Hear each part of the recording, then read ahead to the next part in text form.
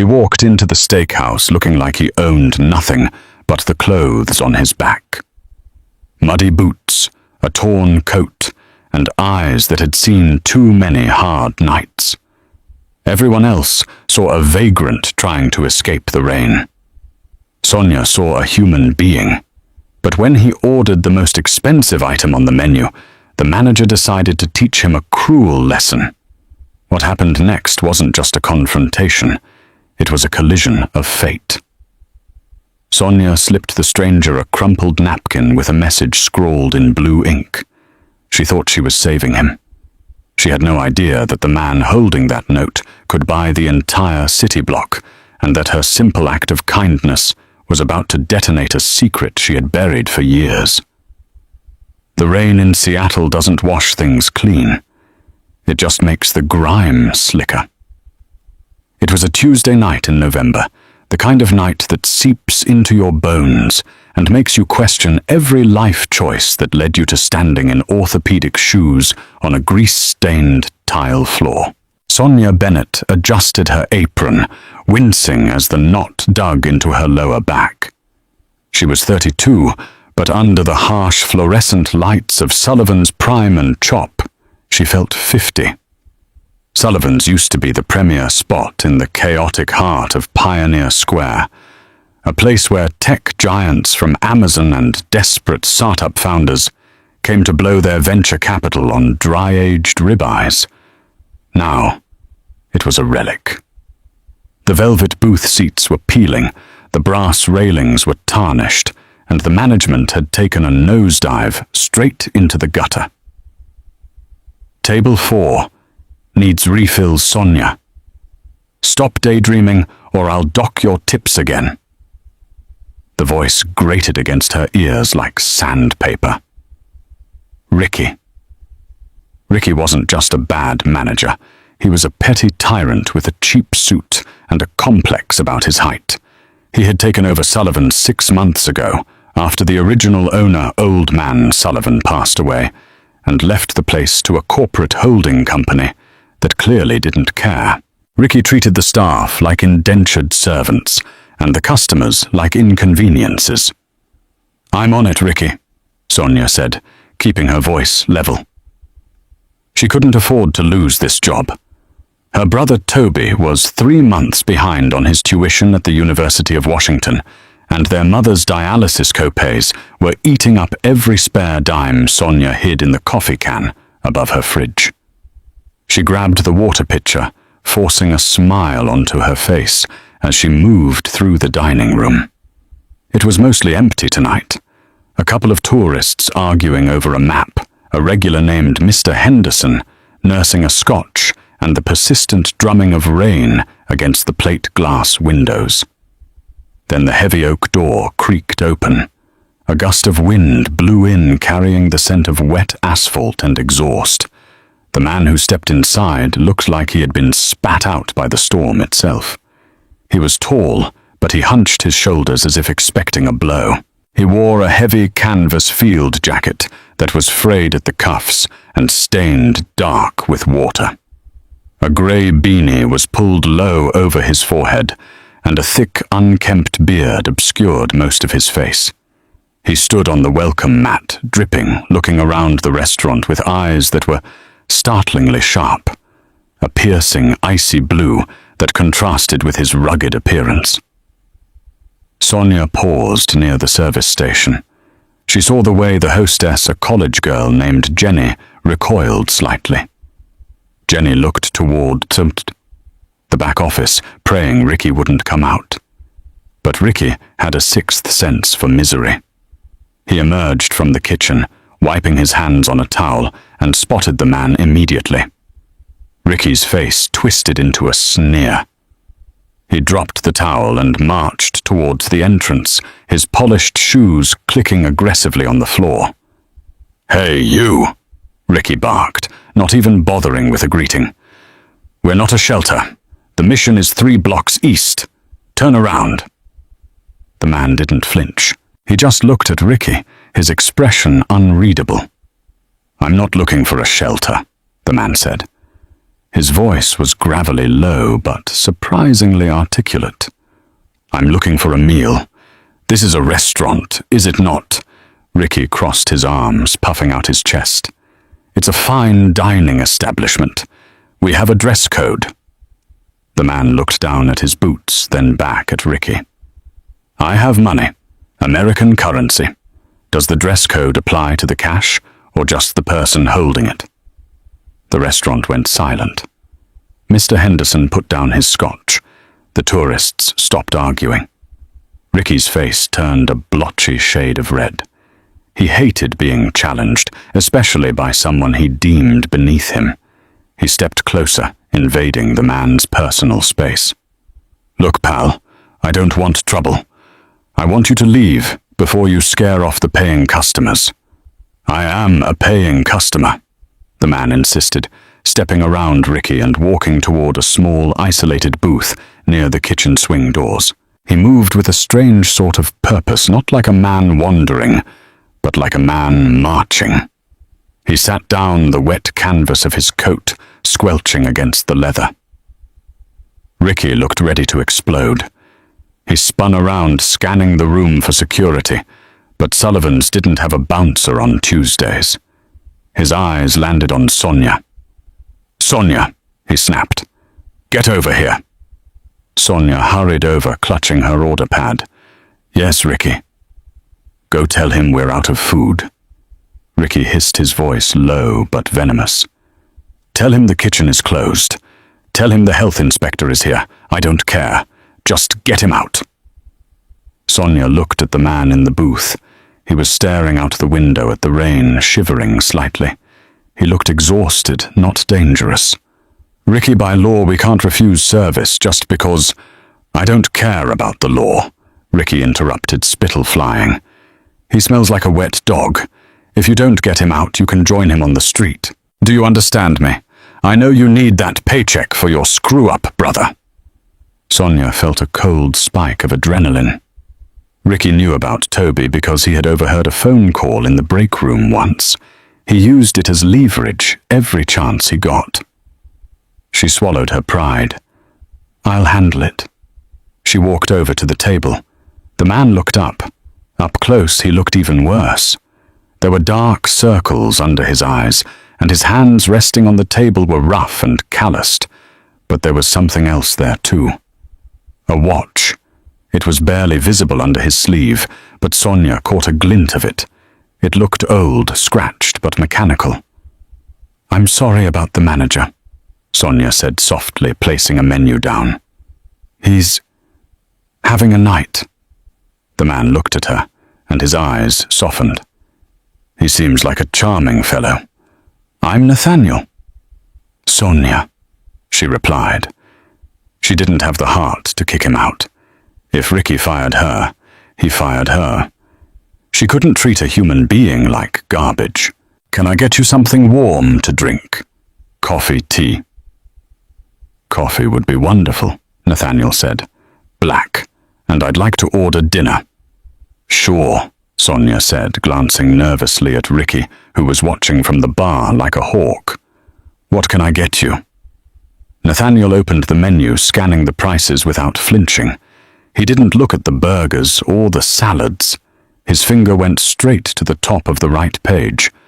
"I'll have the porterhouse," he said calmly.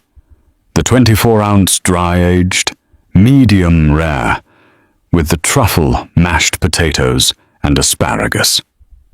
Sonia froze. That was a $90 steak. It was the most expensive thing on the menu. "Sir," Sonia whispered, leaning in closer. I have to ask, do you have the means to pay for that?" "If you don't, I can get you a burger on my tab, I promise. But if you order the steak and can't pay, Ricky will call the police. He's looking for a reason." Nathaniel smiled a small, sad smile. He reached into his damp coat pocket and pulled out a money clip. It wasn't thick, but he peeled off a crisp $100 bill and placed it on the table. "I appreciate your concern, Sonia, truly, but I can pay." Sonia stared at the bill. It was real. She nodded, picking it up. "I'll put this in the register now, so there's no trouble." She walked back toward the POS system. Ricky intercepted her. "Well," "He ordered the porterhouse," Sonia said, holding up the $100 bill. "And he paid in advance." Ricky stared at the money, his jaw tightening.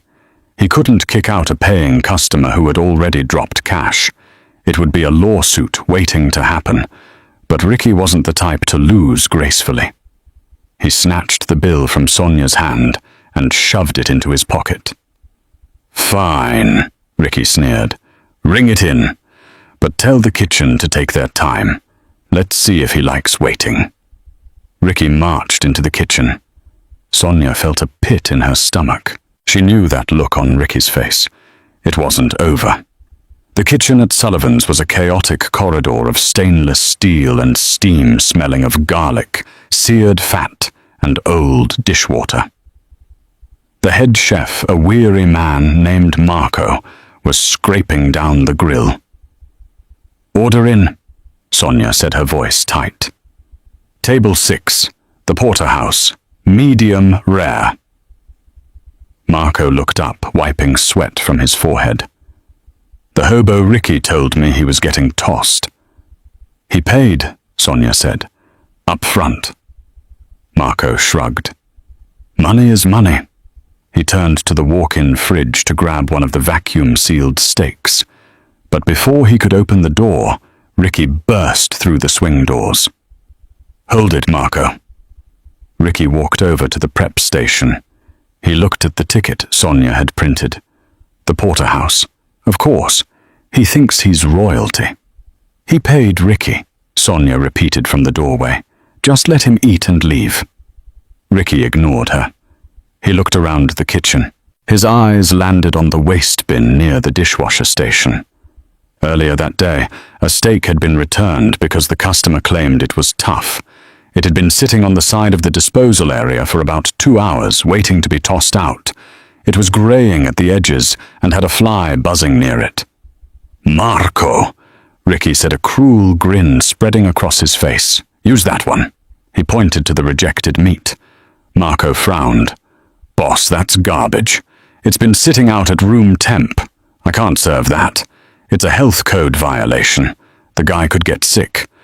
"He's a street rat," Ricky laughed. "His stomach is probably lined with steel. He eats out of dumpsters, doesn't he? This is 5-star dining compared to what he's used to. I'm not wasting a $90 cut of prime beef on a vagrant who probably stole that $100. "Ricky, no."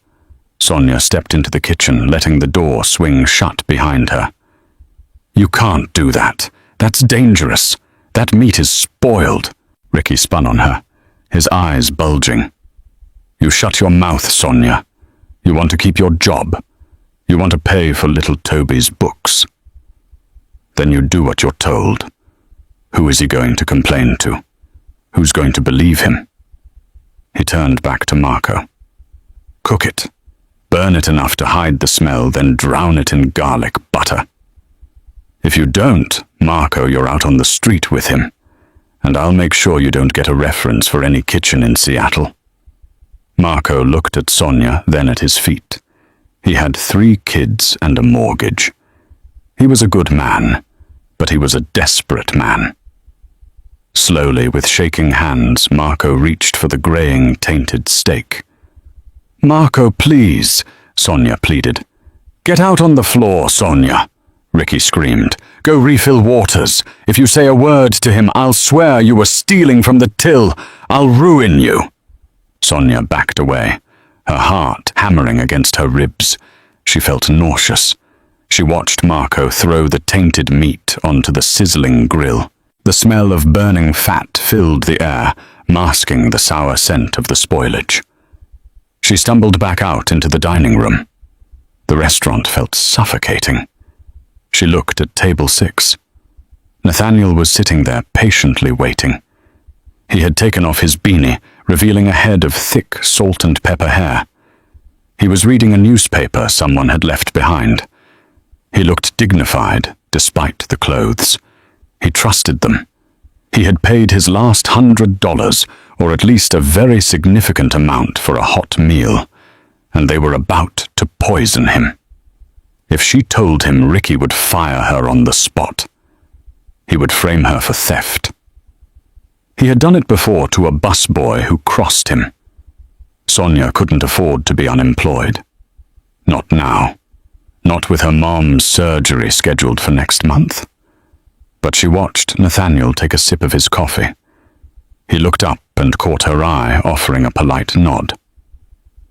He's a person, she thought. He's a human being. She went to the service station. Her hands were shaking. She grabbed a clean napkin. She looked around. Ricky was in the back office, probably watching the security cameras or counting the till. Marco was cooking the poison. She grabbed a blue ballpoint pen from her apron. She couldn't speak.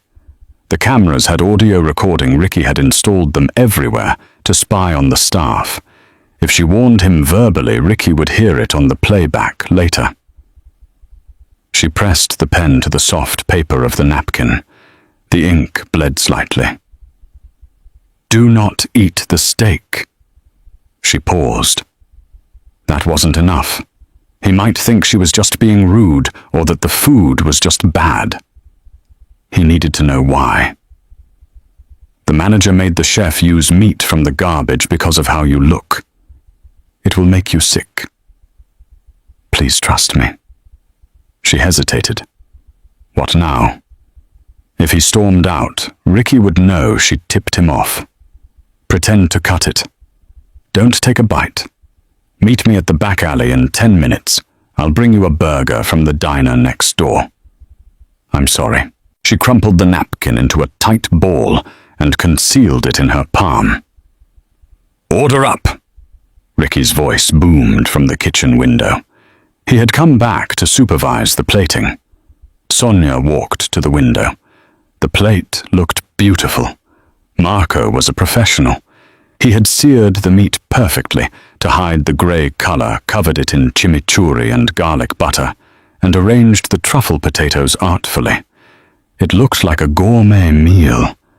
It was a biological weapon. Take it to him, Ricky said, leaning over the counter, his breath smelling of stale onions. And smile, Sonia. Give him the full VIP experience. Sonia picked up the heavy plate. The heat radiated up her arms. Yes, Ricky. She walked across the dining room floor. Every step felt like walking through quicksand. She approached table 6. Nathaniel put down his newspaper and looked at the steak. His eyes widened slightly. That looks incredible, he said. My compliments to the chef. Sonia set the plate down. As she adjusted the silverware,